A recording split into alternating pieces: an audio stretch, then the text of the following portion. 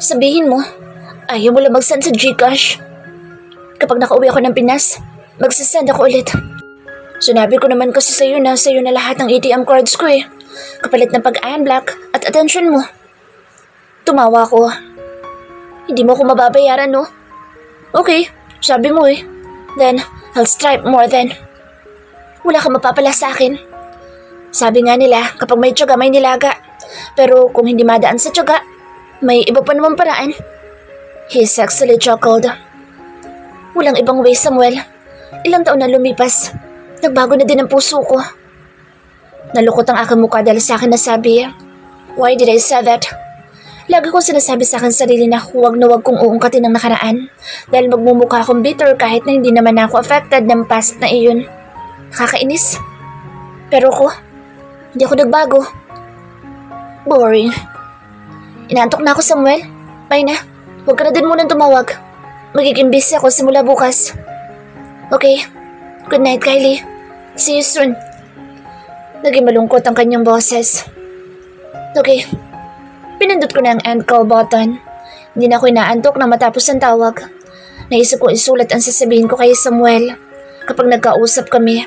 But before that, kailangan ko ding makausap si Mike bago ko harapin si Samuel. Alam naman na hirap akong hiwalayan si Mike, dinagdagan pa ni nanay ang problema ko. Nagkita kami ni Sunny kinaumagahan sa Studio 72. Kasama namin kanina si Zion pero nagmamadali din itong umalis dahil may show siya. Hayaan mo lang sila Samuel at Mike. Bakit mo sila iniisip? Dapat sila nag-iisip sa'yo. May point naman ang kaibigan ko. Maganda nga kung pagsabayin mo sila eh. Kapag nalaman ni Mike, makikipaghiwalay na talaga siya sa'yo. Kapag nalaman naman ni Samuel, masasaktan siya. O di nakaganti ka na sa ginawa niya sa'yo noon. Hindi ko nga pwedeng saktan ng ganoong paraan si Mike. At tungkol kay Samuel, wala akong plano na gantihan siya. Ano ka ba? O paano mo hiwalayan si Mike? Any plans? At tungkol kay Samuel naman, papayag ka na lang na ginanon ka? Pagkatapos ka lukuhin, biglang bumalik at parang aso na naghahabol. Tapos nakabuntot din sa kanya si Freda. Ewan ko sa'yo, Sunny. Ayoko. Gusto ko lang muna maging single. Sige, sabihin mo yan kapag nakita mo to. Nalabas niya ang cellphone niya. Nagpunta siya sa messenger at inopen niya ang chat sa kanya ni Giler. Isa itong anak ng business tycoon. Ano? Sabihin mo hindi ka affected? Sabihin mo na hindi ka nakakaramdam ngayon ng galit at pagkainis kay Samuel. Sina Samuel at Freda. Magkasama sila ngayon sa ibang bansa. Mukhang sa conference naman ito pero bakit magkasama sila? Kung ako sa'yo, gumanti ka. Ikaw kaya si Carla. Ipasa mo sa akin ang picture para maipakita ko kay nanay mamaya. Sasabihin ko na girlfriend niya ni Samuel. Ha? Kainis ka naman eh. Ang boring mo na. Lalo muna ako sa pagiging si Kyla. Kung wala akong pinapasakudan, mas gugustuhin ko magbakasyon na matagal sa isang malayong probinsya o isla. As if naman papayagan ka. Hindi ka na masayang kabonding. Demonyo ka talaga, Sunny. Yeah, that's me. Proud pa ito. Pagkatapos namin sa studio, dumaan kami sa shop na isa sa sponsor namin ni Sunny. Nag-pictorial ng 2 oras bago dumaan sa spa na sponsor din namin. Everything is under control.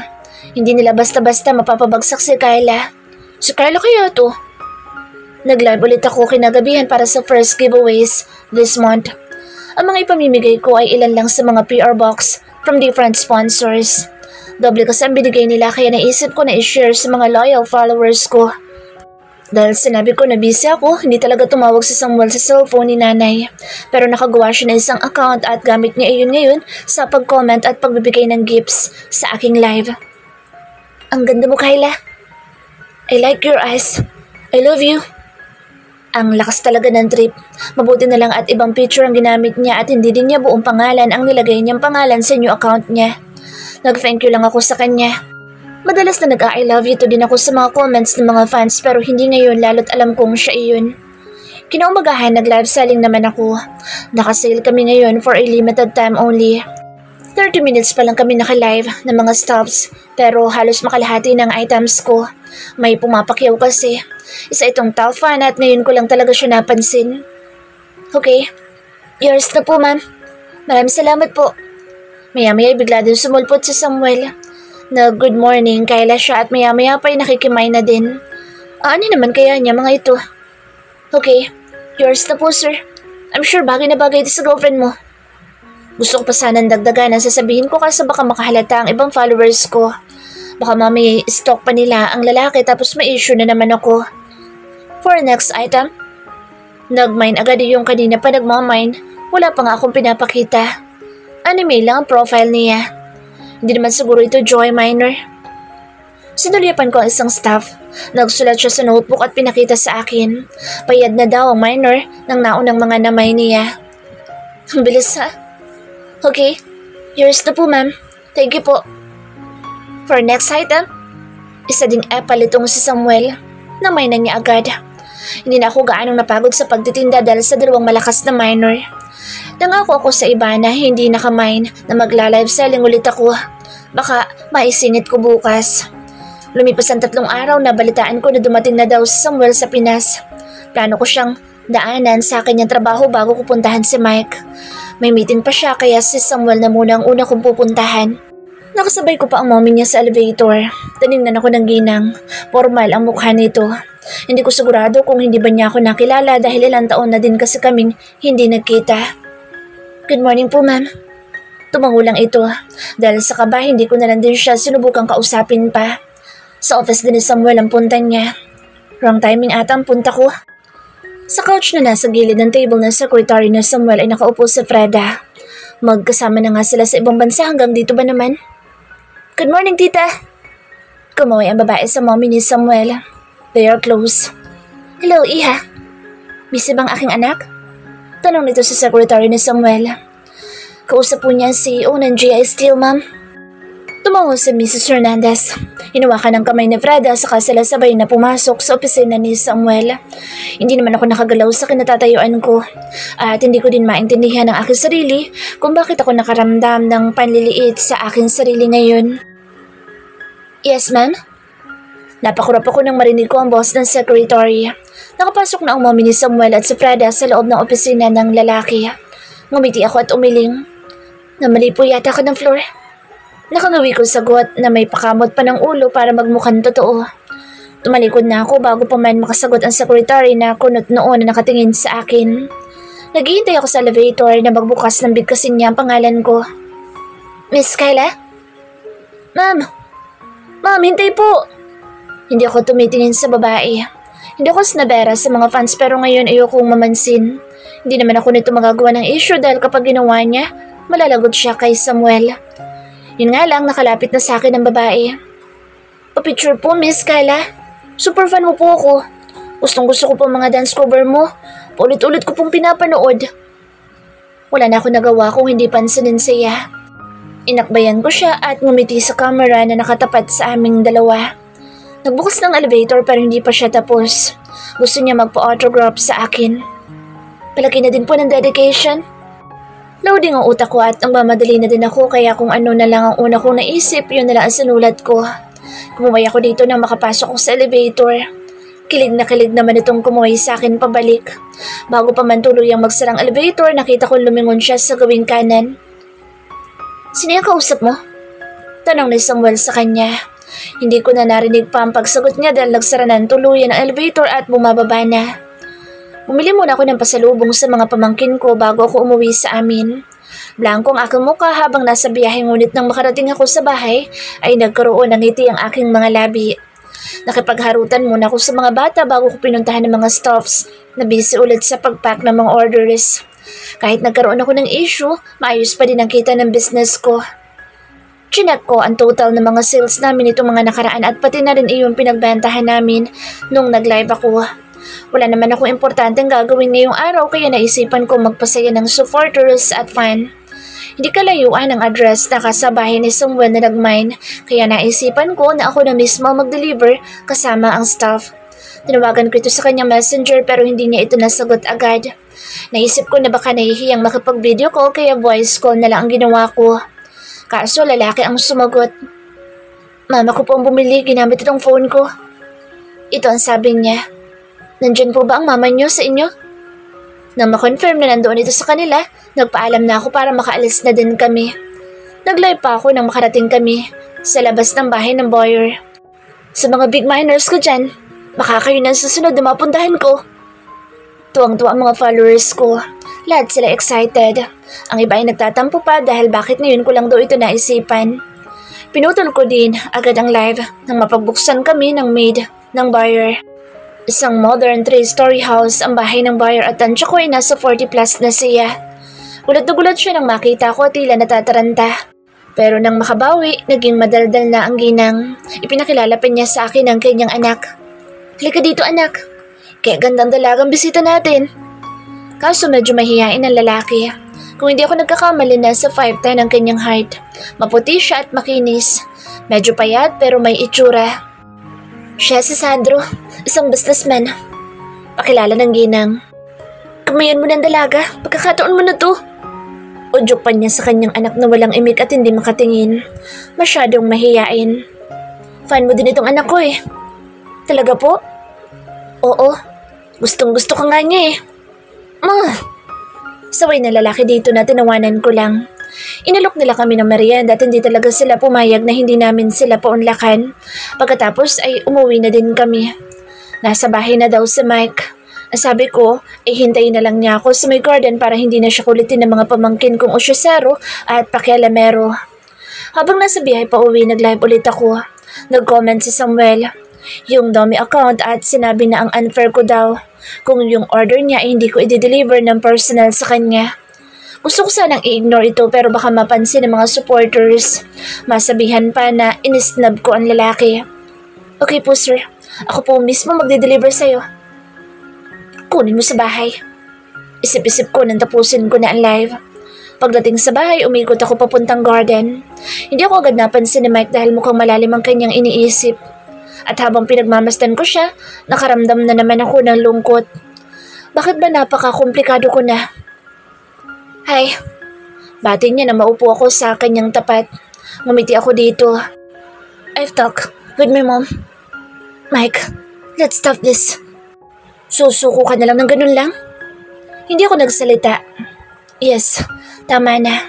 Kaso paano ko ba ipaiintindi yun sa kanya? Ang dami-dami kong iniisip. Ang dami kong ginagawa. Pagod na ako sa lahat, Mike. Pati sa relasyon natin. Nagsisimula pa lang tayo. About my mom, I've already talked to her. Kayla, mahal kita. Please, give our relationship a chance. Hinawakan niya ang kamay ko at nagsusumabon tumingin sa akin. This handsome guy in front of me. Sa lahat na naging ex ko, siya ang pinakagusto ko. Sobrang charming niya at gentleman.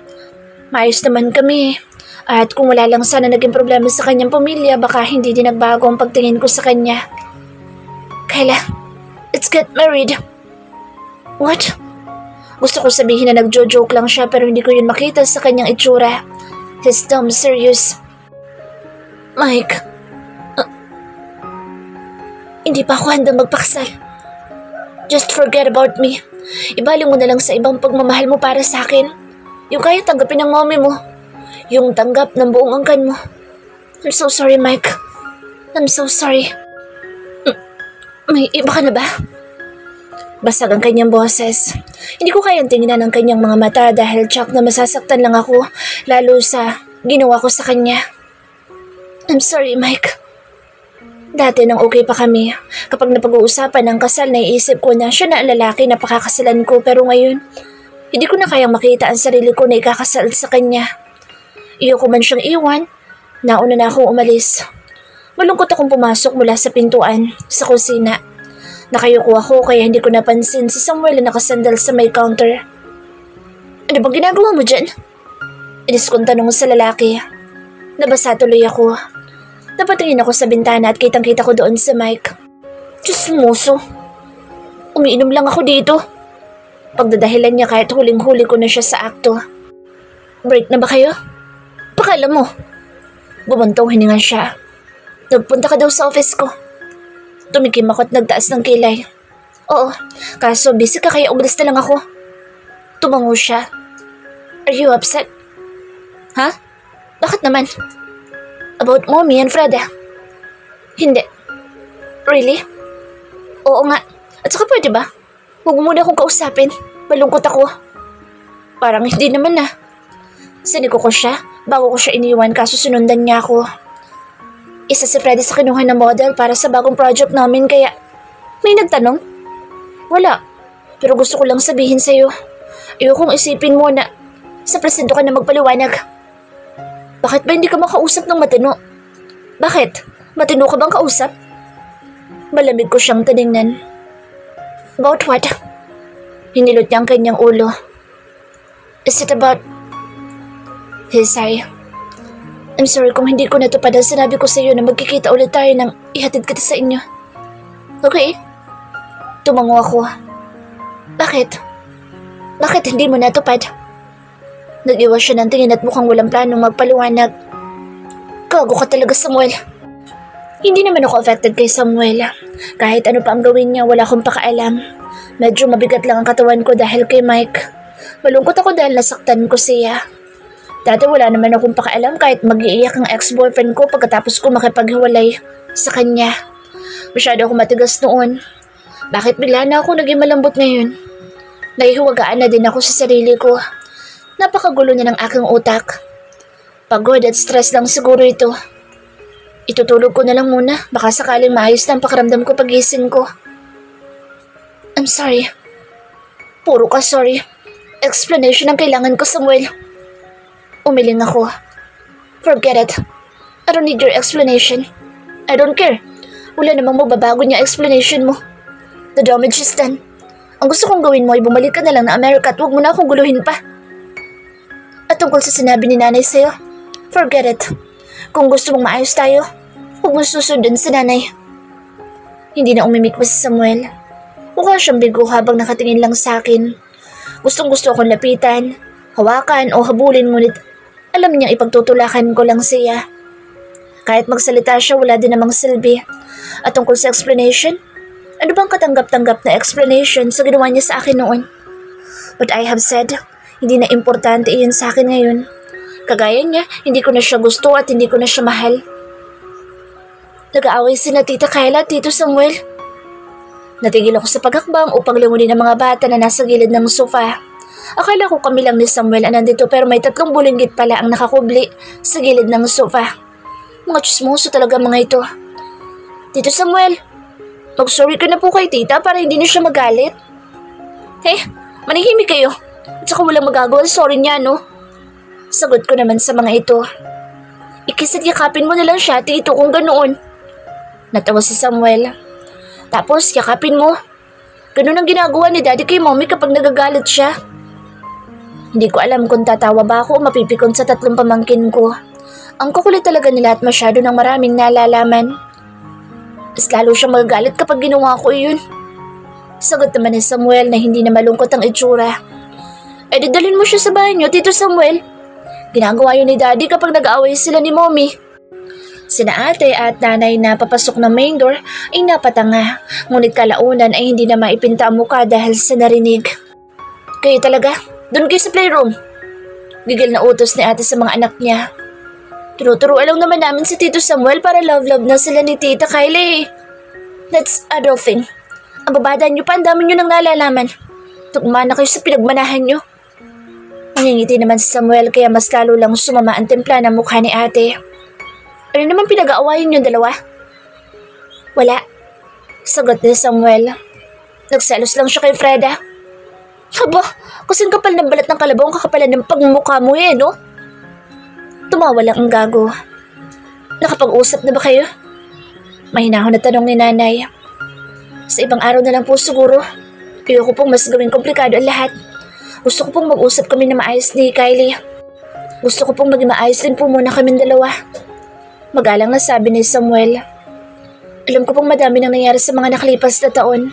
Hindi ko din po alam kung ano nararamdaman niyo ngayon tungkol sa akin dahil gusto ko po si Kylie. Pero makakaasa po kayo na tapat po ang hangarin ko sa kanya. At may pa-speech pa talaga.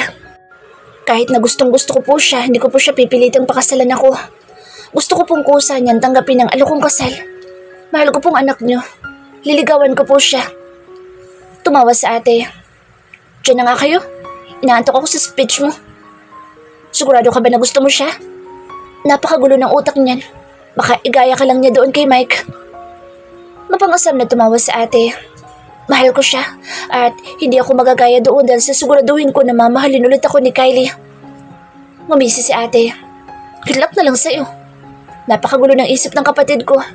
Kala mo ang real pero kayang-kaya kanyang paikutin. Kumuway si ate at pumasok na sa playroom.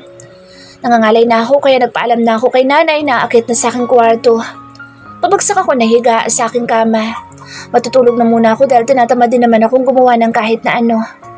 Ipinikit ko ang aking mga mata at bago pa ako lukubin ng labis na antok, ay naisipan ko magdasal. Kailan ba ang huling beses na pumasok ako sa simbahan upang magdasal at magsimba? Hindi ko na matandaan. Ipinagdasal ko si Mike na sana'y mawala na ang feelings niya sa akin. Kung pwede lang na sana bukas pagising niya ay ma-realize niya na hindi na niya ako mahal. At sana tulungan din niya ako. Maayos naman ako financially. May mapagmahal na pamilya pero bakit parang hindi ako masaya?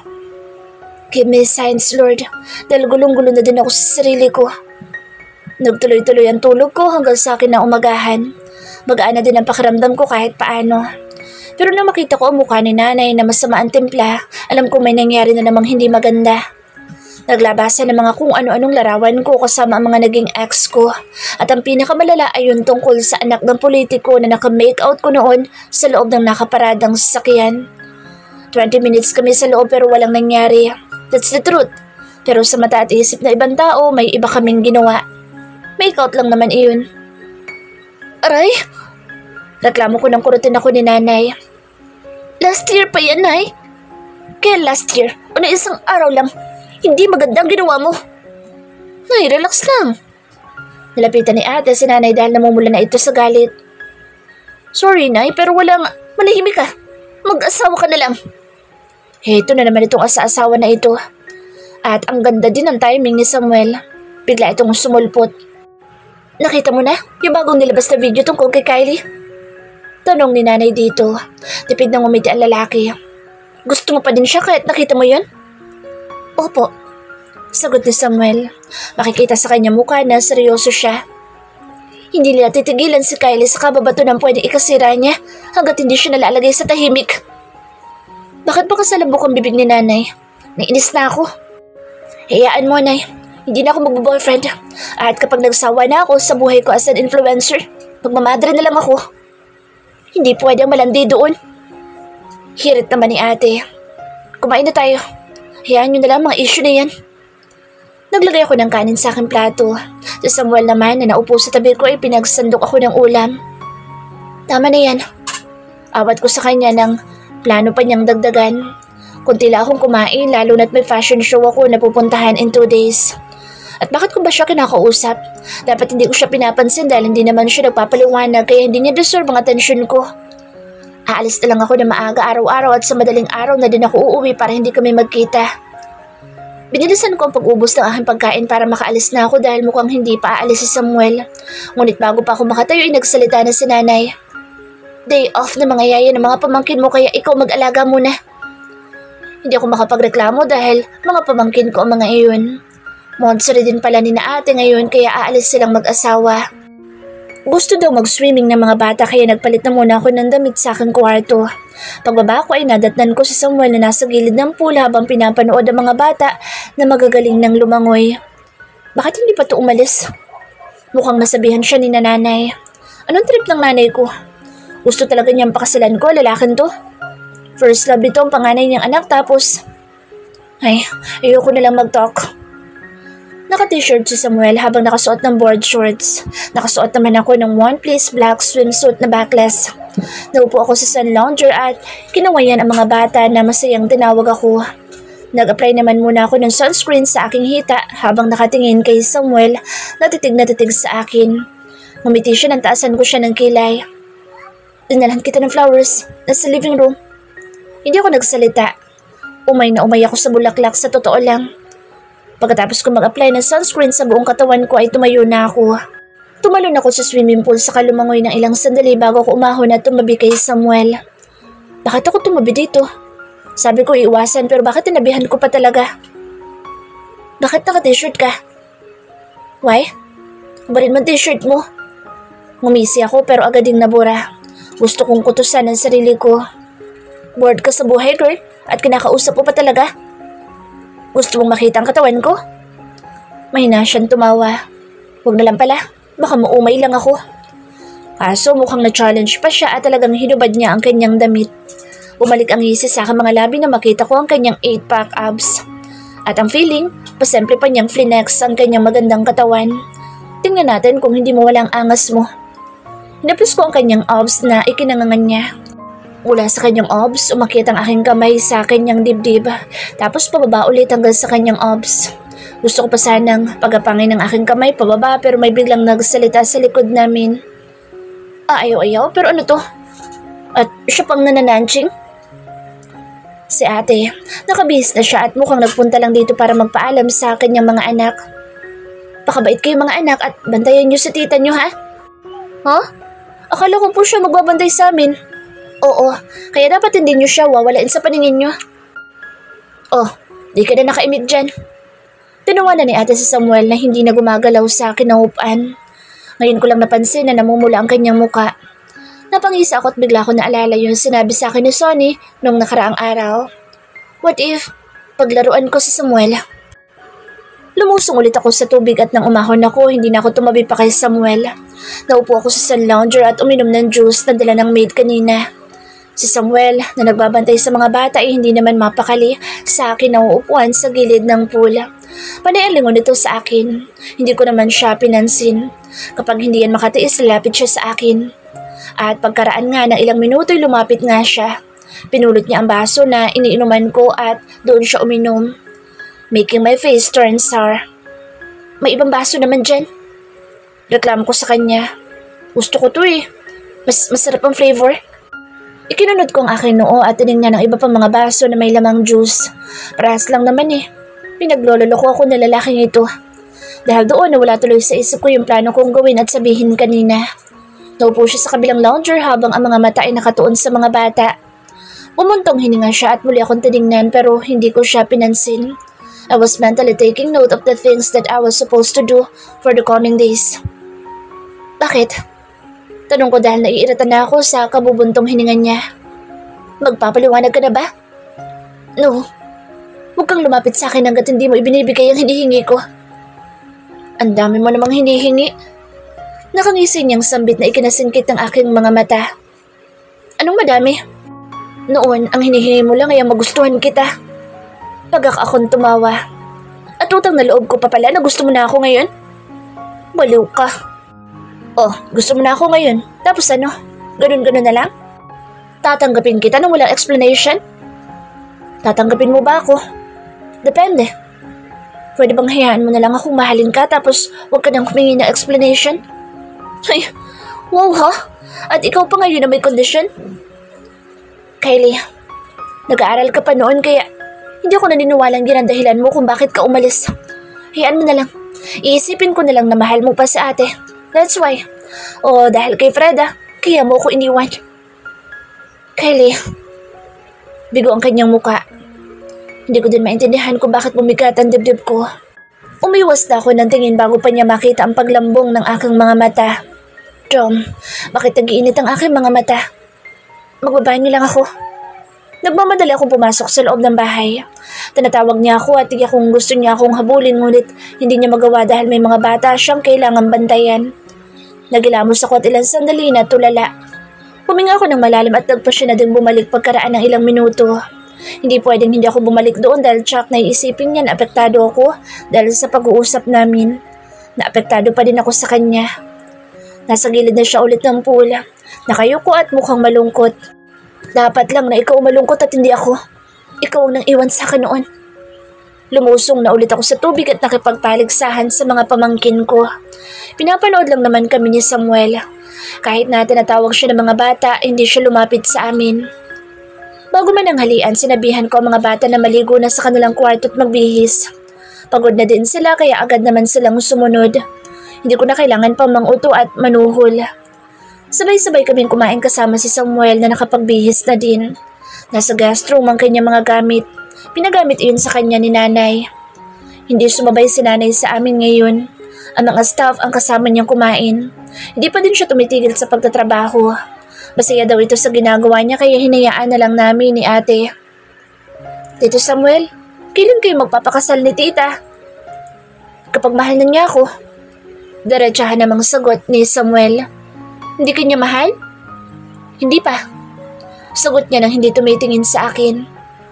Tita, kumain na kayo. Huwag ka na mag-boyfriend ng iba. Si Tito Samuel na lang. Nagbo-boyfriend agad si tita pagkatapos nila mag-break ng boyfriend niya. Kaya ligawan mo na siya, Tito. Tita, si Tito Samuel ang gusto kong next boyfriend mo ah. Tapos, pakasalan mo na agad. Ewan ko sa inyo. Yun na lang ang sagot ko. Ayoko na magpaliwanag sa mga bata. Feeling ko tuloy nagiging bad influence na din ako sa mga batang ito dahil sa pagpapalit-palit ko ng boyfriend. Baka mamaya isipin nila na ayos lang madami at papalit-palit ng karelasyon.